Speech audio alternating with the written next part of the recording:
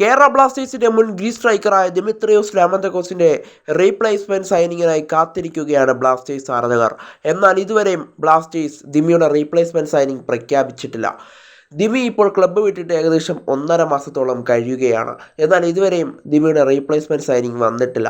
ഇപ്പോൾ ബ്ലാസ്റ്റേഴ്സിന്റെ pre season മത്സരങ്ങൾ കഴിയുകയാണ്. ബ്ലാസ്റ്റേഴ്സ് തിരികെ കൊൽക്കത്തയിലേക്ക് എത്തുകയാണ്. അവിടെ ഡ്യൂറൻ കപ്പ് മത്സരങ്ങൾക്കായി തയ്യാറെടുക്കുകയാണ് ബ്ലാസ്റ്റേഴ്സ് എന്നാണ് മനസ്സിലാക്കാനായിട്ട് സാധിക്കുന്നത്. ഉടൻ തന്നെ ബ്ലാസ്റ്റേഴ്സ് കൊൽക്കത്തയിലേക്ക് എത്തും.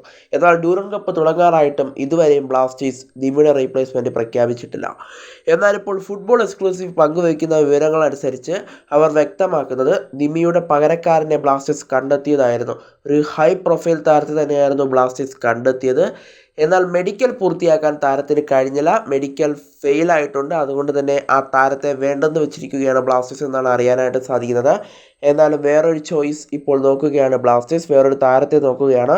അതൊരു ഹൈ പ്രൊഫൈൽ താരത്തെ ആയിരിക്കും നോക്കുക. എന്തായാലും ദിമിയുടെ ഒരു ഒത്ത പകരക്കാരൻ തന്നെ, ദിമിയേക്കാളും മികച്ചൊരു താരത്തെ തന്നെ ബ്ലാസ്റ്റേഴ്സ് കൊണ്ടുവരാൻ ശ്രമിക്കും. ബ്ലാസ്റ്റേഴ്സിൻ്റെ ഡയറക്ടർ അത് ബ്ലാസ്റ്റേഴ്സ് ആരാധകർക്ക് ഉറപ്പ് നൽകിയൊരു കാര്യം കൂടി ആണ്. എന്തായാലും നമുക്ക് കാത്തിരിക്കാം ആരാണ് വരുന്നതെന്ന്. ISL എക്സ്പീരിയൻസ് ഉള്ള താരമാണോ അതോ ISL ഇതുവരെ കളിച്ചിട്ടില്ലാത്ത താരമാണോ ഇതൊക്കെ നമ്മൾ കണ്ടറിയേണ്ട ഒരു കാഴ്ച കൂടിയായിരിക്കും. എന്നാൽ ദിമിയുടെ റീപ്ലേസ്മെൻറ്റ് സൈനിങ് ബ്ലാസ്റ്റേഴ്സ് അവസാന ഘട്ടം എത്തിയതായിരുന്നു.